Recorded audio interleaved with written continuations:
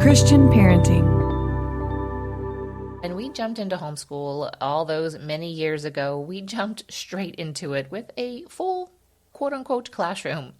I had 2 kids that were of school age and a preschooler to tag along. And guess what? I had to figure it out just like you. And it was basically like, are we going to swim or are we going to sink? And then eventually I did get down to homeschooling just one child after 10 plus years of juggling all 3 of them. And it ended up being for all the 4 years of his high school.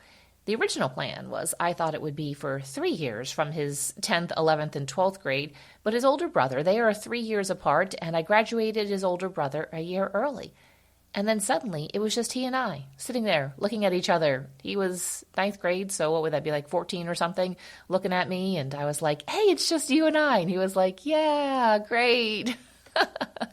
There's nobody else to help distract Mom. She's going to be singularly focused on me, but it's been really good. But just like adding the baby number 2, you have 1 baby, and that's a really big adjustment. And then you add number 2, and a lot of people say that is just as hard because you're juggling. But you had to figure that out, right? I'm assuming that you have multiple children since you're listening to this, so there was a moment where you added baby number 2, and you're like, okay, we're going to swim or we're going to sink, and you just tried things. Same with the homeschool. You have to figure this out too. And today I'm going to share with you some simple tips so that you can get this down pat as you jump into this homeschool year.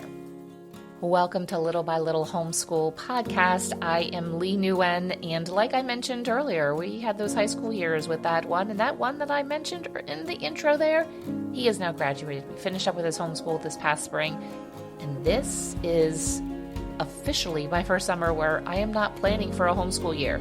Now, the past couple years with high school and just one, and really focusing a lot on electives and what his interests were, I didn't have to pursue a lot of curriculum. I didn't have to do a lot of research. So it's been a slow fade where I just did less and less. But now this year I'm definitely not, and I miss it. It really is a lot of fun. I know that maybe it feels a little stressful and there's a little bit of anxiety or you get the right things, but I promise you'll look back and be like, oh, that actually was a lot of fun. And now I'm looking at a stack of books that unfortunately we never got to. This wasn't curriculum. These were just books that I wanted to read, theology, business, all kinds of that stuff. And I'm like, well, I guess maybe I'll read them myself. So that's what I'm looking at this point. And I'm wondering, have you started your homeschool year yet? And are you doing it soon? Praying for you as you step into this next year of homeschool and all that it holds for you and your family. And now let's get into this episode where I have some simple tips to managing the home education of multiple children at the same time. Now, I'm talking about managing the homeschool. We are going to take this episode, a little bit high level. We're not going to get into the weeds. We can do that another day, or probably the other 475 episode might get into those weeds. So go ahead and scroll back and check out some of the titles. We're also not going to get into what to do with younger ones. Like I mentioned, I had 2 school-aged children, so 1st grade, 3rd grade, so I guess 6 and 8 years old, and I had a preschooler. We're not going to talk about that preschooler, that toddler, that baby now in this episode. I did do at least one other episode, and I will drop that in the show notes so that you can listen to that. And we can get into that and some of the weeds in other episodes. And if you have certain specific questions or different topics you want me to share on, please feel free to always email me and let me know. But today's just going to be some simple tips, high level, of managing multiple children and homeschooling them. The first is that you have to take this seriously. No matter your style of homeschooling, your approach of homeschooling, the ages of your kids, or the goals that you have for these years of home educating your children. I want to encourage you to go back and listen to episode 468. That'll put a little bit more meat on this first tip, and I will leave that link for that episode in the show notes for you. But what do I mean about taking this seriously? This needs to be a focus. Your motherhood is very important to you, and it should be. And this comes underneath it. The homeschool, the home education, preparing your children for their future, and just supporting your family culture.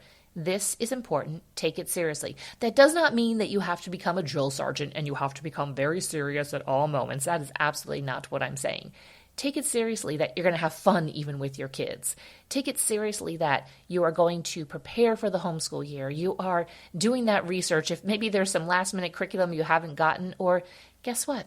You just start the homeschool year with what you have, and then you add in some as you go along, and you're like, oh, I forgot to get something for science. Well, it's okay. Start with what you have, but take it seriously and say, I really do want to add in some science.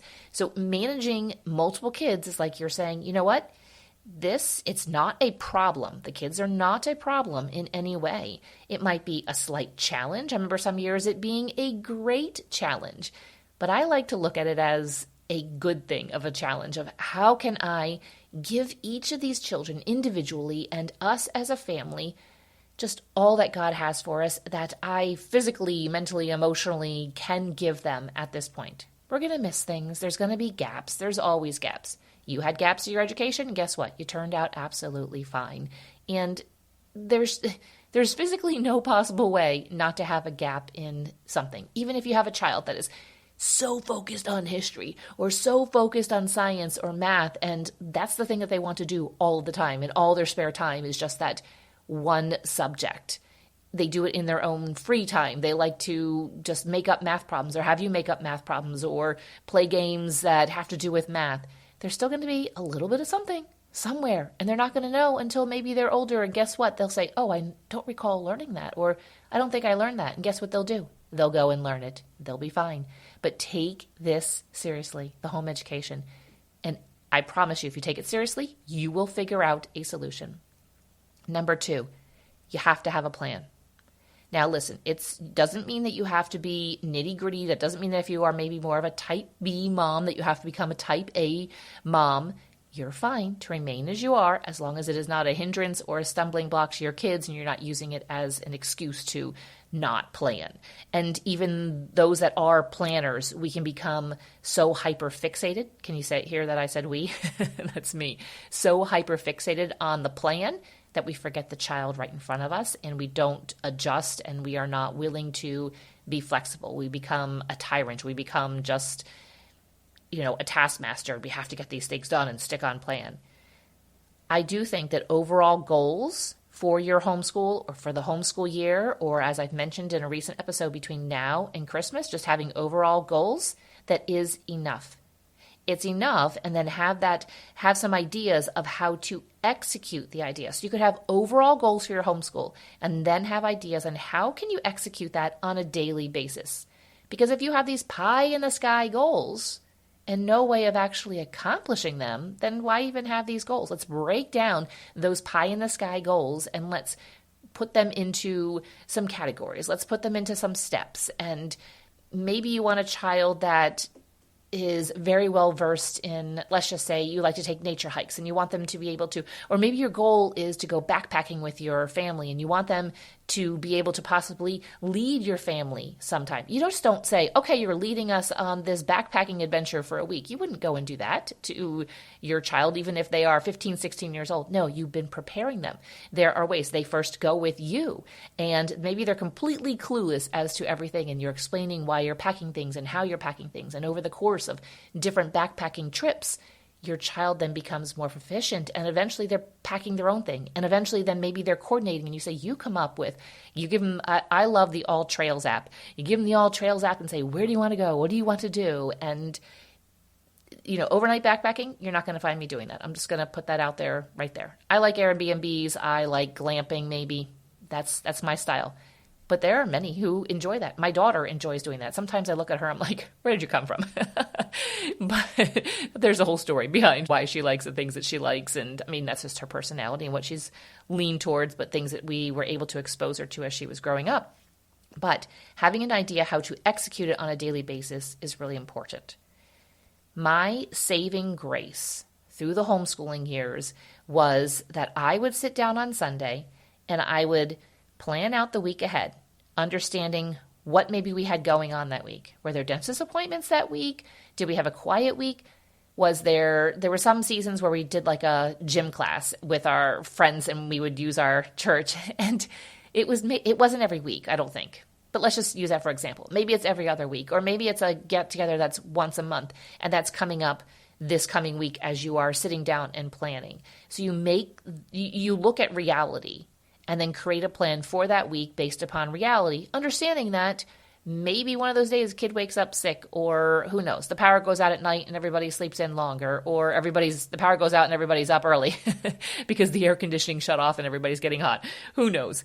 But having daily assignments and things planned out on Sundays. I can recall vividly, I can still even see myself on our first year of homeschooling. We actually converted a part of our youngest bedroom into our homeschool space.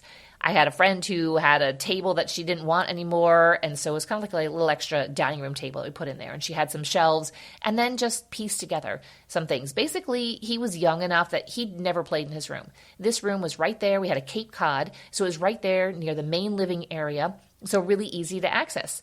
He had his bed in there and then a couple of toys. Basically, he always played out in the living room. We had a finished basement or down there. He was just always with us. The only thing he did in his room was sleep. And I was like, well, while he's sleeping, we're not doing homeschool. So we converted half of his bedroom into our homeschool space, and I can still see it now. And that holds just such great memories for me. But after a few weeks, I was like, okay, I'm just kind of winging it here every single day. And I was like, okay, my personality leans towards wanting to have a plan. And on Sundays, I remember we would go to church, we'd come home, have lunch, and I guess he probably maybe was still napping at that time, so maybe before nap or after nap, I would go in there by myself, my husband would hang out with the kids, and I would sit down and come up with a plan for the week. And it just, I wanted to be a teacher when I was younger. I remember trying to teach my younger brothers, making them sit in seats and leading them in school, and they absolutely hated it. My mom would say, sit down and just do what she wants you to do. The poor girl is in a home full of boys. Give her 30 minutes of your time. But it just kind of felt like I was like reliving that for real. But I would sit there and I'd plan it out and was just looking forward to it. And I was like, how do I do this? And I remember going on the computer, probably just on Word or something, and creating this little box thing. And I would put 4 of them on a piece of paper, and I would print out a bunch and then cut them out. And like one box said Monday, Tuesday, Wednesday, Thursday, Friday. Eventually, I switched to notebooks and used that instead, but just sitting down on Sundays and having a plan. So I had all these great goals, but I need to figure out what we were doing daily, because then all we had to do was just carry through with the plan I had put in place. Number 3, the third simple tip to managing multiple kids is morning time and family learning. Now, these two can be combined, or you could think of morning time separately. Morning time could be maybe some of the extra stuff that you don't normally. Maybe you have to do some type of loop schedule in your morning time because you don't want to maybe do the poetry all the time, or you don't want to do the geography, or you don't want to do the composer study all the time. And so you loop those in, and you might separate out your family. Sorry, I'm combining those things. Your morning time from your family learning. It might be 2 different things, or you might combine them all together. Your content subjects, those are perfect for family learning. When you're doing family learning, there's an entire episode about this, okay? And I will also link that one in the show notes for you. And sometimes if I ever forget to link it, you can just go into your podcast app and then put in little by little homeschool and then a keyword, something like maybe family learning, and then whatever episodes that have to do with that will pop up. Okay, so back to family learning, content subjects, things like history, science, geography, music, art. Those things can be combined. You could have a first grader and a ninth grader doing those together if that's what you want to do. Maybe sometimes the history and science, maybe not, but maybe with the art. And you're doing some type of pottery and you just give the first grader Play-Doh, but the ninth grader has actually clay that it's going to harden. And there's just a lot of great curriculum and resources that are available for all the ages. And there are some that are tailored to family learning. There are some that you kind of have to come up with it on your own. What does that look like? But morning time and family learning, so that you are doing multiple subjects with those multiple children at the same time. There is no reason for, especially in the elementary age, this is where I stand. I don't think that maybe a first grader, third grader, and fifth grader, say those are the ages you have, I don't think they need separate history and separate science. You can do them all together. Things do get a little bit different with high school as kids are trying to maybe meet some of their credit goals or whatever they want to pursue. So we're going to leave that out of the conversation right now. You can even include middle schoolers in there. Say you have first grade, third grade, fifth grade, and seventh grade.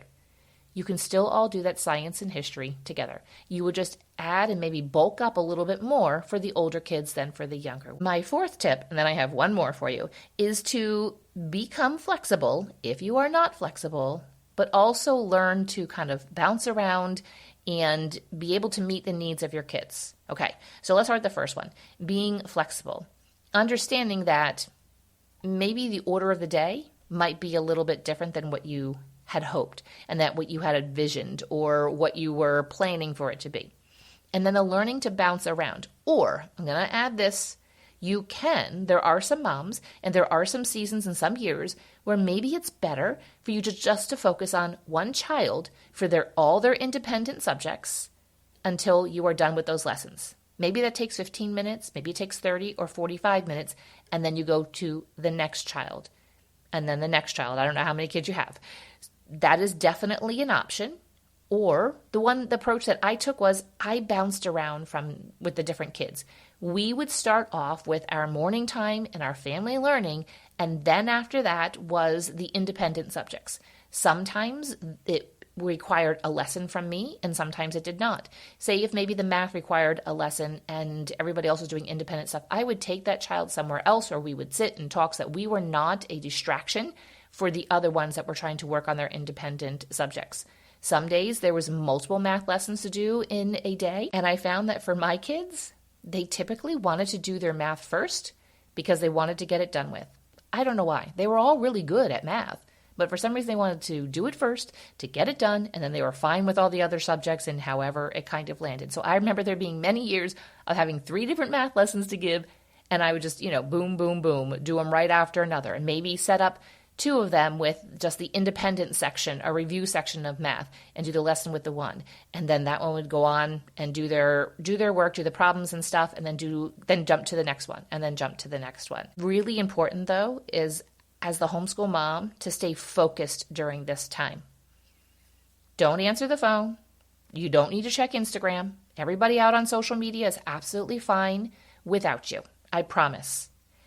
Because what I have found that if I got distracted by something that really wasn't important, that wasn't time sensitive, I would lose my kids. Sometimes they would wander off. Sometimes they would daydream off, or they would just kind of get out of the zone of being focused and determined. Their motivation would wane. It would go away and they would lose that. And then there would be just some pulling it back, and they're young and they're immature and they don't understand that motivation comes and goes and we still need to do this math lesson whether you feel like it or not. But I found that if I stayed focused, they were definitely able to stay focused a little bit more, because she's here getting it done. She's devoted, she's committed, and she is wanting to see my success, and she is in it. She's not over here jumping on her phone. She's not over here doing this and that she is focused on this. And then we would get things done, and they saw that I was there for them. My kids just, honestly, my boys especially, they just wanted to get their stuff done and then move on with life and go play. That was their ultimate goal. Tip number 5 is to give independence as it seems appropriate. Always being watchful that if you have to pull back some of that independence. What that may look like is a child being able to go somewhere else, or maybe in their room or outside and do their work, trusting that they are actually doing the work and not just dilly-dallying or not just staring off into space. You're going to get a little bit of that. But give independence as it seems appropriate to each of your kids. This is really going to be key. You do not need to sit there as they do. Sometimes, yes, in some years and some seasons and some kids, you might have to sit there to make sure they actually do their math work. Maybe it's okay for you to sit there and read a book, or maybe it's okay for you to sit there and work on your grocery list. You just being present keeps them focused.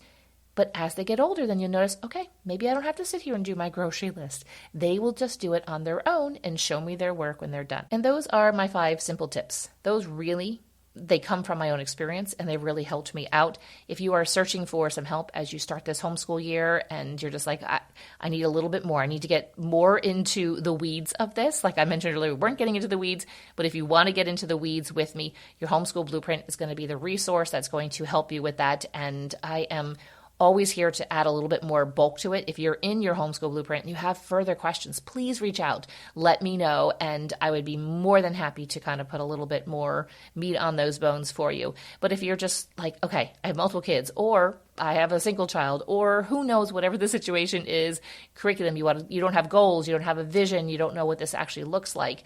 You're like, what am I supposed to do for morning time, family time? What are some good curriculum resources? You're going to want to go check out your homeschool blueprint. You can get those details at littlebylittlehomeschool.com/blueprint. And the link, as always, is there for you in the show notes.